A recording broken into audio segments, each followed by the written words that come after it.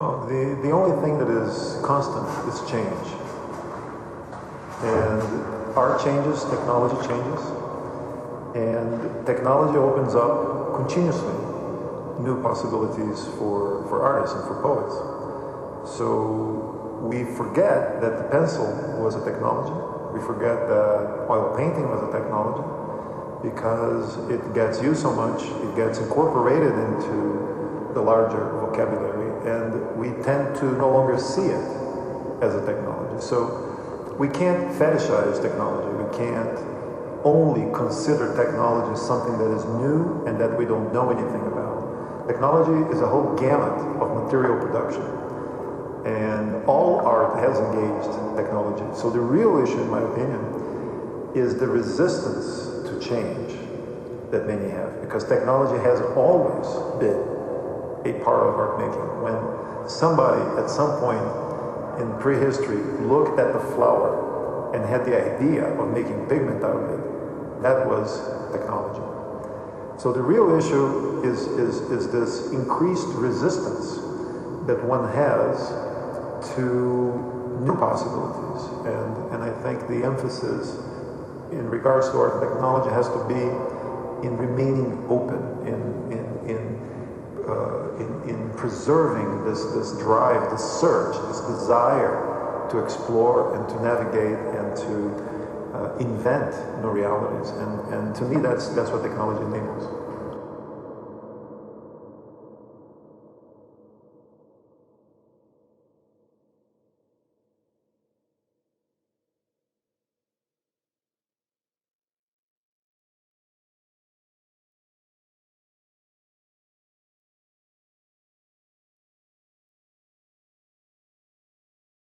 To me, nature basically means the laws of physics. So the laws of physics, they regulate the material interaction of the world. So in a sense, everything falls under the laws of physics, which means that everything that falls under the laws of physics is natural. Evolution did not make a green glowing rabbit, but the laws of physics allow a green glowing rabbit to exist. So my work in that sense is no more or less natural than a particularly random direction that evolution took.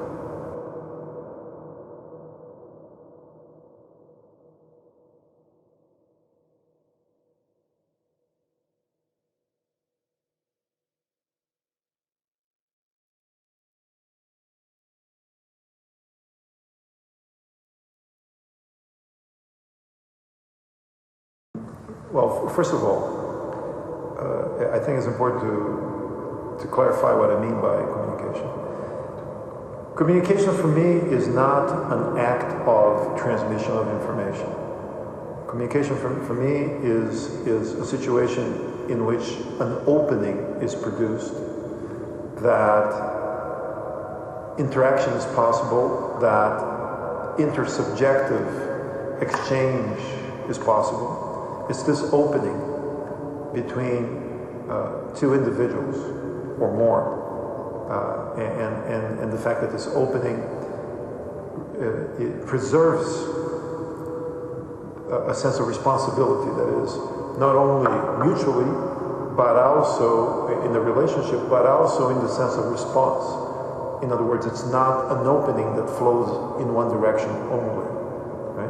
And by not flowing in one direction only, it has a transformative power, which means that you may not be the same person after this communication experience. And so this is what I'm interested in, and I believe that this phenomenon is fundamental to life. In fact, it's the coming together of disparate parts. It's this material communication of things that were once separated that made life possible in the first place, that made the first organisms possible in the first place. And it is the interaction among these organisms with, for example, exchange of molecules, exchange of DNA, that has made all life possible. So I see communication not only as the use of words to tell somebody something, but I see it as a fundamental process of all life.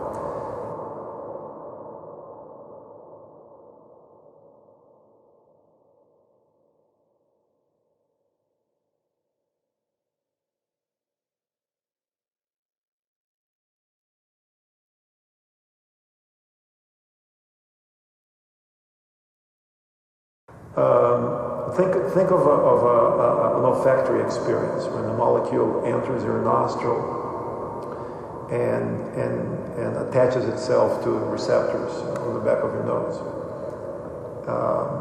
Well, that's pretty much the end of the journey of that molecule. But upon contact with the receptors, a reaction is triggered that produces an electrochemical reaction, which in the brain produces a sensation. So you have the thing in the world, you have a molecule that detaches itself from it, you have the contact between two things, the molecule in your body, you have the translation or the chain reaction of that molecule into something else, this electrochemical reaction, and then you have a sensation that you say, well, I smell something. Well, what is this? Is this translation? What is this phenomenon? This happens all the time. Everything gets transformed into something else. Right? My words right now are not entering anyone's minds in the same manner that I utter them. Everything is continuously transformed. And this is why I said in the beginning of our conversation that change is the only constant.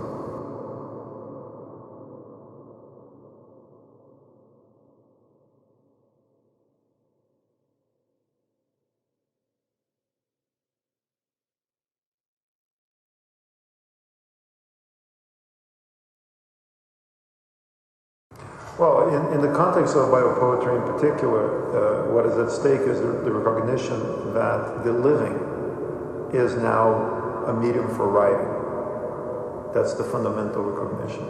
Not in a metaphoric way, not in an allegorical way, not in a representational manner.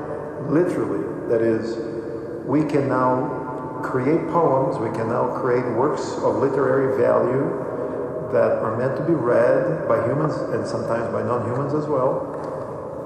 And we can create these works of literature using living tissue, using DNA, using organisms of different kinds. We can use the processes of molecular biology as a writing medium.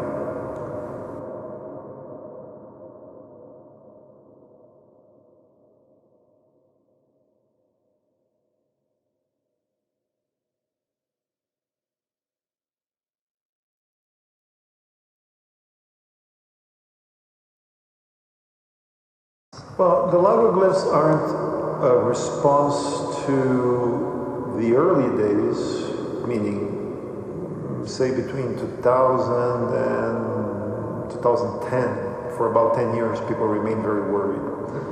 And then suddenly they weren't anymore.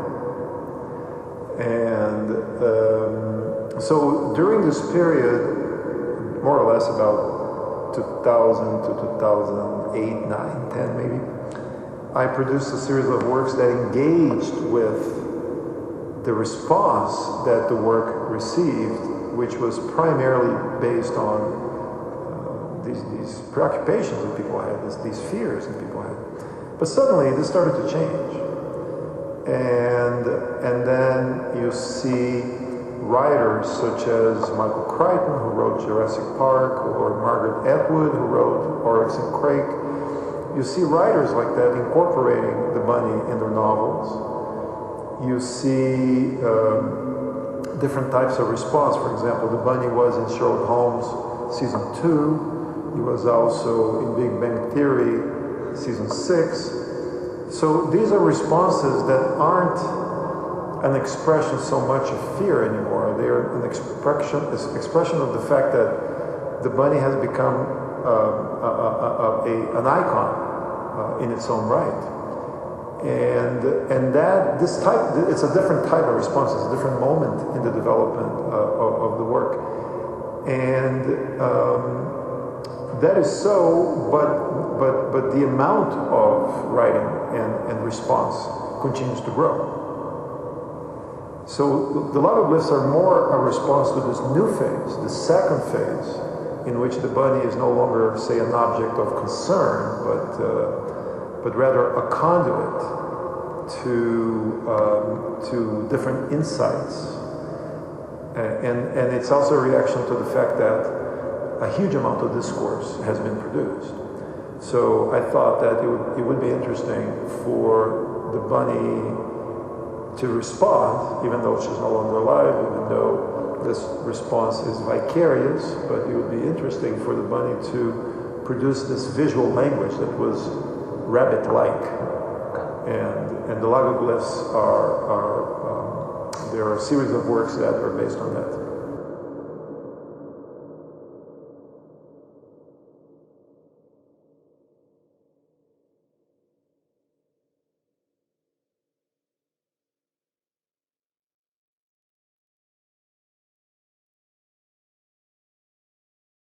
Bioart has changed dramatically since '97 when I coined the term. We're getting close to the 20th anniversary of Bioart. And in the beginning, we were about a handful of artists working in this area. Now you have countless books and symposia and dissertations and exhibitions. It's a developed field that continuously expands, which means that there is room for all kinds of approaches. And Heather, who is a colleague of mine in Chicago, has this political angle that she's interested in exploring. So it's a testament to the richness of bioart, that it can have a more poetic approach, or a more political approach, or a more performative approach, that we have all these different voices that can be equally expressed in the movement.